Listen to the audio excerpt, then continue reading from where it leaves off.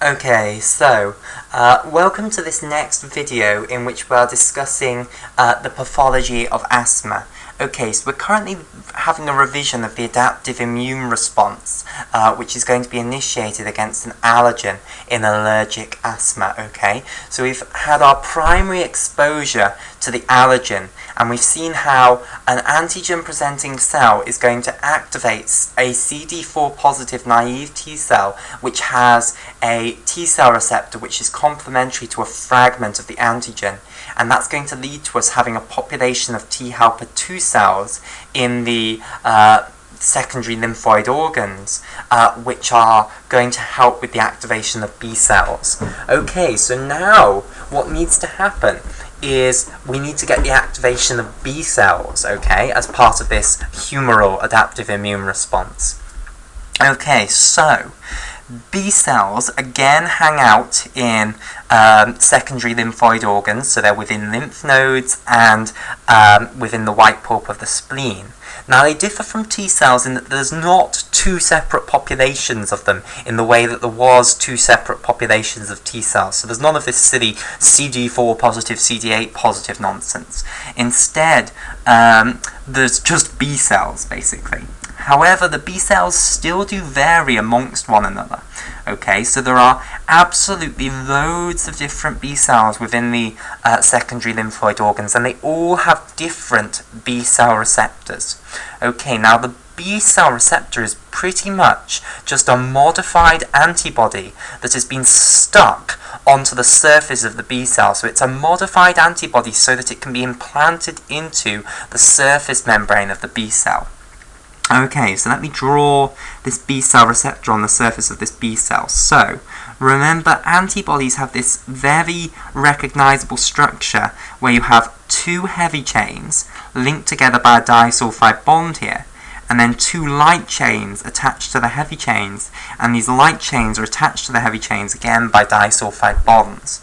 So this is a B cell receptor, and it is made by the same gene which makes the antibody which the B cell can produce, basically.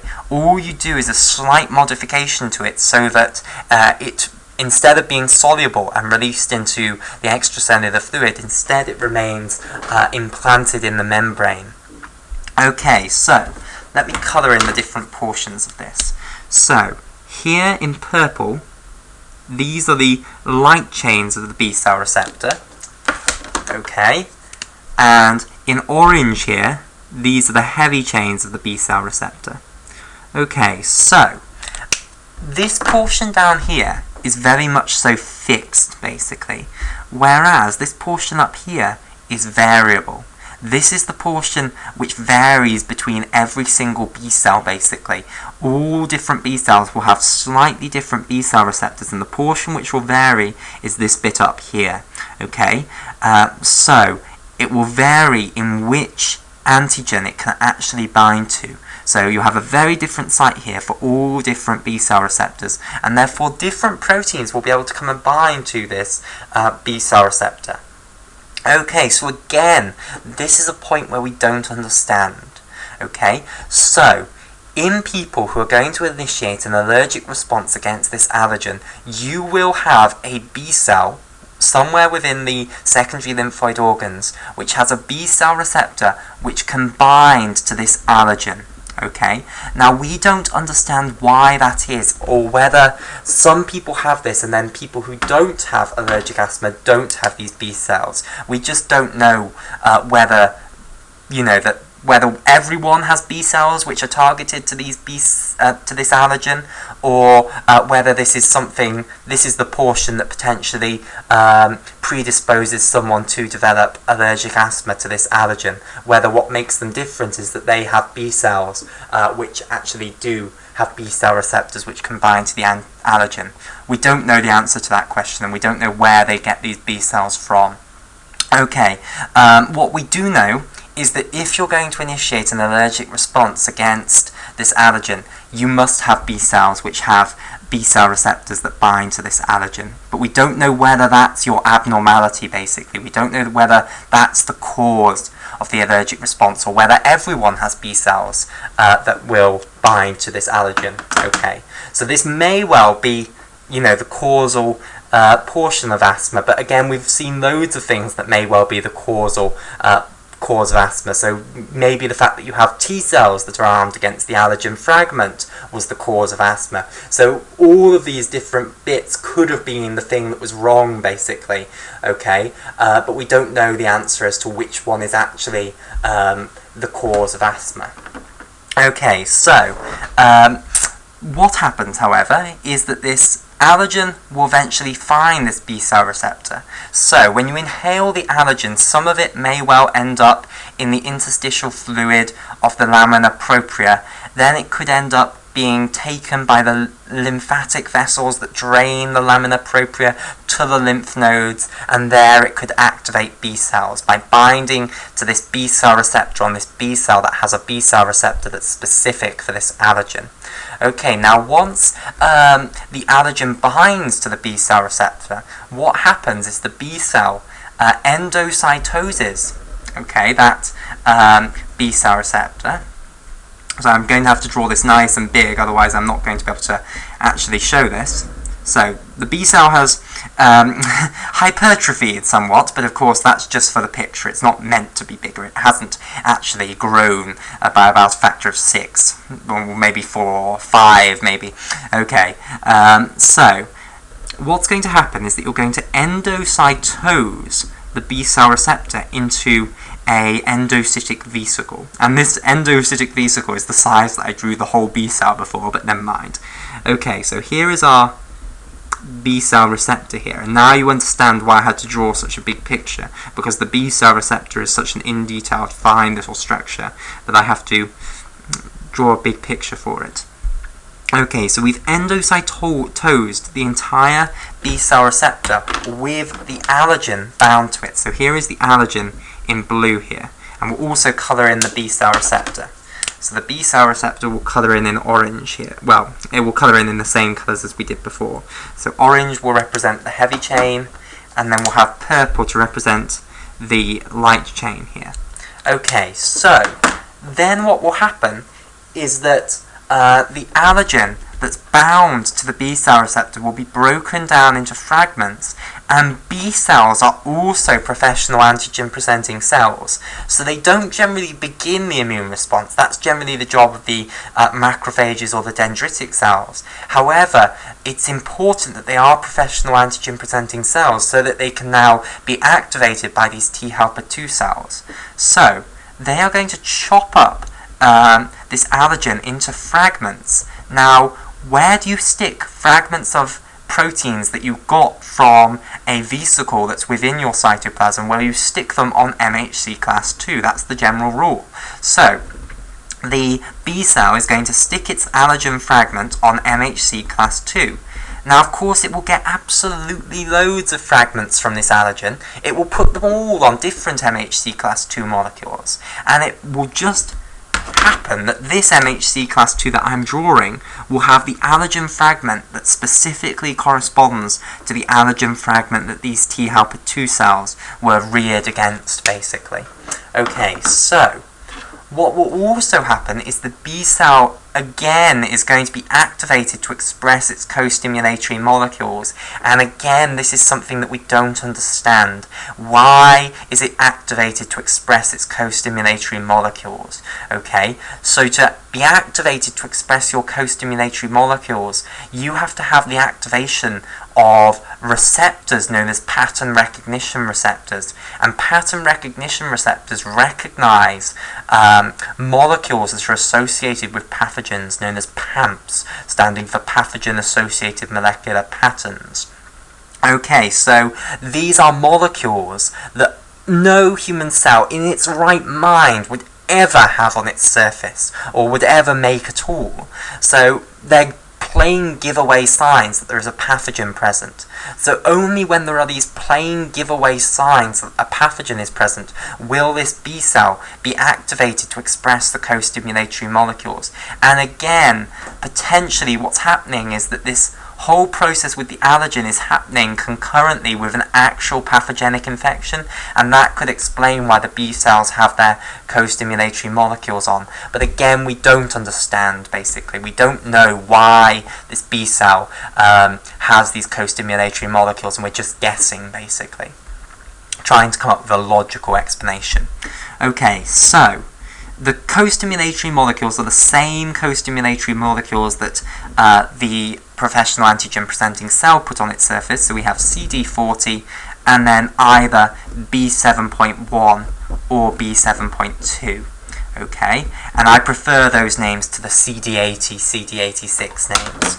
Okay, so we'll put B7.1/B7.2 in red here, and I have jigged up the colours a bit from last time, but never mind. Okay, and we'll have CD40 in green here. I'm sure you can cope. Okay, and we'll have MHC, Major Histocompatibility Complex Class 2, in orange. Right, so now what has to happen is this B cell that is presenting this allergen fragment has to find one of these T helper 2 cells that are also in the lymph node, okay? So, we have made a large population of these T helper 2 cells, so it's not going to be a too difficult job to find one of them, basically.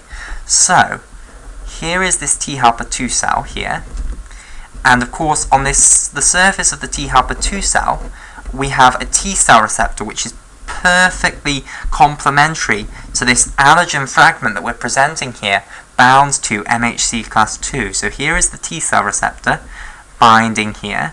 So I'll just show this. So this is the T cell receptor, the TCR. Okay, and I'll colour it in pink. So the T cell receptor will bind to the allergen fragment that is bound to the MHC class 2 on the surface of the B cell. Then you'll also have the co-stimulatory molecules binding to their receptors on the surface of the T helper 2 cell. Okay, and these receptors are CD40 ligand, CD40L in the case of CD40, and then CD28 in the case of the B7.1 or the B7.2. So let's colour these in as well. So we'll have CD28 now in yellow. Okay, we'll have, which other colours have we not used? Blue. We have CD40 ligand in blue here. Oh, and we should, of course, we've missed one molecule off. We should, of course, have a CD4 here binding to the MHC class 2 as well. So I'll have this in red.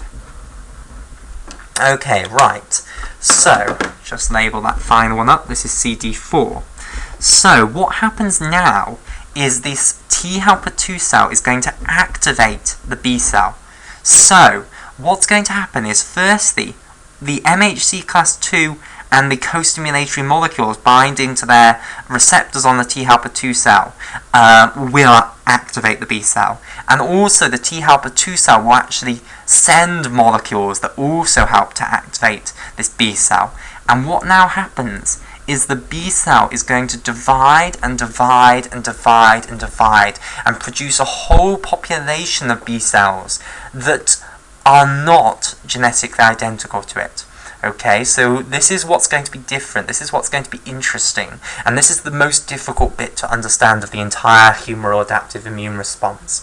Okay, you're going to make a population that are all going to be based on this original B cell, but they're not going to be genetically identical to it. Okay, and I'll explain what actually happens in a moment, after I've just discussed something else. Okay, so, basically, if we think about lymph nodes, then B cells in lymph nodes sit in follicles, known as B cell follicles. So they sit in big spheres, known as B cell follicles, where you have just loads and loads and loads of B cells. Now, if you look at one of these B cell follicles, what you will find is the little sort of sub-spheres within the B cell follicles, little sub-follicles, if you like, within the larger follicle, and these are distinguishable histologically, okay? Now, what these are where a B cell has been activated to divide and divide and divide and produce a whole bunch of offspring, basically. So this little sphere is all of the offspring from a single B cell. So the B cell follicles consist usually of a whole host of inactive B cells, naive B cells which have never seen antigen. However, when one is activated by binding to its antigen and then being activated by the T helper 2 cell, then it will divide and produce a subpopulation here that are all based upon it. Okay, and this is histologically distinguishable from the rest of the naive B cells, which are inactive. Okay, and this is what's known as a germinal center. So you produce a huge, great mass in the center of a B cell follicle that was all produced from one naive B cell, and surrounding it is still loads and loads of naive B cells that are all just sitting there inactive, waiting to be activated. And if they ever get activated, they too will create a germinal center like this. So that's just a little thing that I wanted to talk about. Okay, so this germinal center consists of these B cells after B cells after B cells, and I'll just abbreviate these by B in the center. Okay, now, these B cells are not all genetically identical. Instead, they all have slightly different B cell receptors. So what happens when you activate a B cell like this is that you get a process known as somatic hypermutation. Okay, so this is an important concept. So, what happens is all of these B cells have slightly different B cell receptors. All of them start mutating their B cell receptors slightly, okay, so that the antigen binding domain of the B cell receptor is slightly different from its neighbors. So all of them have slightly different B cell receptors. Okay, so why on earth have we done this? Well, basically, what you want to try and do is improve the affinity of the B cell receptor for binding to the antigen, okay, or the allergen in this case. So, what you are going to do is a process of natural selection, okay? You are going to try and improve the B cell receptor affinity, so you want to evolve the population, okay? You want to change it so that you're going to get a population where you have a which will have higher affinity B cell receptors for the allergen. Okay, so how do you do that? Well, what's the starting point for natural selection? You need variation in the population, okay? And then you want to select for the ones which have the highest affinity B cell receptor for binding to the allergen, okay? So you want only those to survive that have the best affinity B cell receptor for the allergen. And that is how we could gradually trigger a process of natural selection. Okay, so what you're going to do is firstly create a population which have variation in. So all of these free B cells here will have slightly different B cell receptors, okay, which will have differing affinities for the allergen. Okay, so let me draw this out. So I'll draw this one's B cell receptor here, okay, and then we'll have this one with its B cell receptor over here. Okay, so let's call this B cell 1 over here, let's call this B cell 2, and let's call this B cell 3. Okay, now let's say that B cell 1 mutated its B cell receptor, and its B cell receptor actually lost affinity for the B cell, lost affinity for the allergen.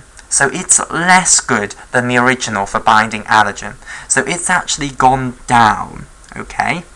Let's say that B cell 2, this just happened to undergo a mutation that meant that its B cell receptor has slightly higher affinity for binding the allergen. So let's put a little arrow upwards. But B cell 3 underwent a mutation that meant that its B cell receptor is absolutely flipping fantastic at binding to the allergen. Okay, so it suffered a mutation that's hugely increased its affinity. Okay, now obviously you will have a population that's bigger than 3. You'll produce thousands of these things. Okay, but this is just a simple example to get the message across. Now, basically, there is a limited amount of allergen. Okay, so in the B cell follicle, you have a special type of cell, which I'll draw here, known as a follicular dendritic cell. Okay, so it's got these dendritic processes like this, and it has absolutely nothing to do with a neuron. Okay, it's not capable at all of conducting action potentials. It's not excitable. It simply does not have the appropriate voltage gated channels that you need in order to conduct action potentials. So this is a follicular dendritic cell. Okay, so in B cell follicles, you have follicular dendritic cells, FDCs. Now, what is the purpose of follicular dendritic cells? Well, basically, as antigens are flowing through the lymph node, okay, and they're percolating past these follicular dendritic cells, the follicular dendritic cells bind to the antigens, okay? So, if we've got allergen coming in the lymphatic vessels from the interstitial fluid of the bronchi, then this allergen is going to end up bound all over the follicular dendritic cells. So you'll have some allergen here. Okay, so these B cells will not have to just wait for the allergen to come actually past them. This is the purpose of these follicular dendritic cells. It's so that these B cells in the germinal centres actually have allergen that's ready and waiting to go, basically, and they don't have to sit around and wait for the allergen to actually arrive from the lymph vessels, which would take absolutely ages. Okay, however, there is a limited amount of allergen. So let's imagine that I've actually only put 2 pieces on here. So imagine that I haven't put 3, so we'll get rid of this one here. Let's imagine, for the basis of our picture, that there's only 2 here. Now, B cell 3 has got an absolutely fantastic B cell receptor, and it's got 2 binding sites for allergen. So it's basically going to get these 2 pieces of allergen, and B cell 2 and B cell 1, which have less good B cell receptors for binding to the allergen, they're not going to get a look in, basically. B cell 3 has taken it all, so this is the competition. This is limited allergen. The B cells which have the best B cell receptors are going to take the allergen, okay, and the ones which have less good B cell receptors, even though B cell 2 here, it actually had an improved B cell receptor from the original, but it can't compete against B cell 3, which is just too good. It's not going to get allergen, okay? So, B cell 3 is the only one that's going to get allergen. Now, if you don't get allergen, you don't survive. So B cell 1 and 2 are gradually going to die. Okay, so they go, and only the ones that get the allergen survive. Then, what happens to this B cell that got the allergen? Well, it goes through the exact same process again. It endocytoses its B cell receptor into an endocytic vesicle, then chops up the allergen into fragments, sticks it on MHC class 2, somehow gets co-stimulatory molecules from some dodgy place, okay, and then goes and interacts with a T helper 2 cell all over again. And this process of interacting with a T helper 2 cell is what's meant by T cell help, basically. Okay, so when people talk about B cells going and getting T cell help, this is what they mean. It's the signal that the T helper 2 cell gives the B cell to survive and then also to proliferate. So, this is why the B cell that gets allergen survives, whereas these 2 don't, because these 2 simply do not get T cell help, and therefore they don't get the signal to survive, and therefore they commit apoptosis. Whereas B cell 3, it gets T cell help, which gives it the signal to survive, but it gives it more than that. Not just the signal to survive, it gives it the signal to proliferate, and it will then do exactly the same thing as the original B cell did. It will produce a whole population of B cells that are based on it, and again the somatic hypermutation will occur, so all of its offspring will not be genetically identical to it. Instead, they'll all have slightly different B cell receptors, and these B cell receptors will have differing affinities for binding to the allergen. Okay, so you'll set the whole process around again, basically, where this competition just keeps occurring, basically, for survival. Now, what will gradually happen under this situation is that the B cells that you have within this germinal centre will gradually get higher and higher affinity B cell receptors for the allergen. So the population will evolve, basically, to have a higher affinity B-cell receptor for the allergen, because that's how you survive. Only those that survive are seen, and therefore gradually the population evolves. That's the principle of natural selection. Okay, so gradually the population becomes higher and higher affinity B-cell receptors for the allergen. Okay, so eventually something ends this process. Okay, now just before well, actually, let me describe what's going to happen now. Okay, so eventually something ends this process. One of these B cells that is within this germinal centre decides that it's had enough, and this is not understood very well at all. Something occurs and a B cell decides that it's had enough, and basically it changes from being a B cell and differentiates into what's known as a plasma blast. Okay, so a B cell within this germinal centre will eventually differentiate into a plasma blast, and then after that its B cell receptor is stuck. Okay, so there's no more somatic hypermutation. Okay, so it's not going to change the antigen binding site anymore.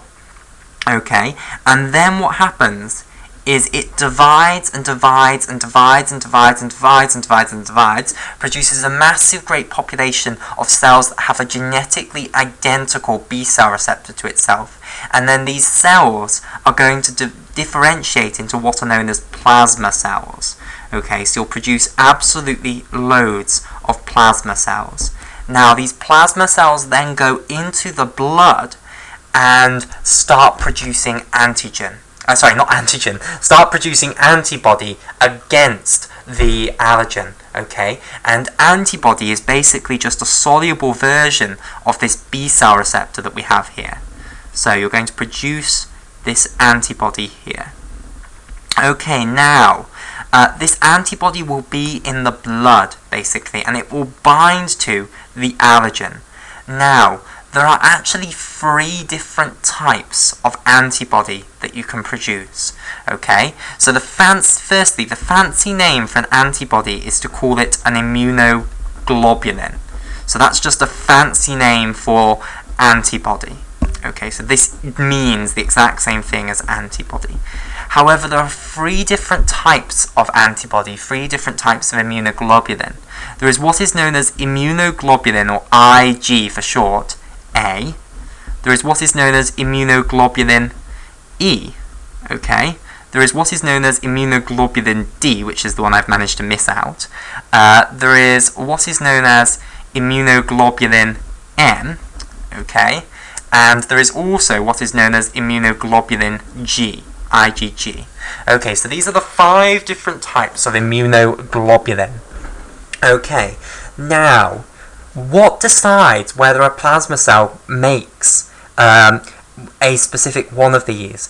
Well, basically, it's decided right back at the B cell stage, so plasma cells can't vary which 3 of these they make. A plasma cell is fixed to make a certain one of these. So if you want a B cell to produce plasma cells that make a certain one of these, you need to modify the B cell whilst it's still a B cell.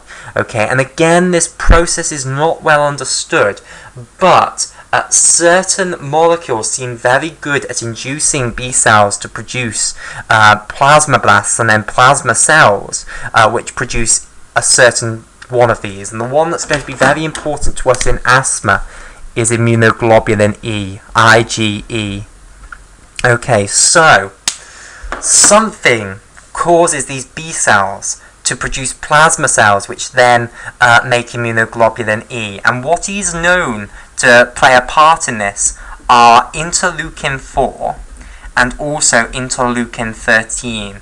They seem to be very important in commanding B cells to change the type of antibody they secrete, so that when they make a plasmablast, and then when this plasmablast makes a whole bunch of plasma cells, that the plasma cells start producing immunoglobulin E. And I want to stress this again, the plasma cells cannot change which of these they produce. They are set to produce a certain one of them, basically. Okay, so the change needs to occur right back at the B cell level. So interleukin 4 and interleukin 13 can act on B cells to make them more likely to produce plasmablasts and then plasma cells, which are going to secrete immunoglobulin E. Okay, so overall what we have seen now is that we are going to produce absolutely loads of this immunoglobulin E, IgE here, which is going to be targeted against the allergen. So this is allergen-specific immunoglobulin E. And we will see how this immunoglobulin E, now having been produced, is going to lead to asthma in the next video.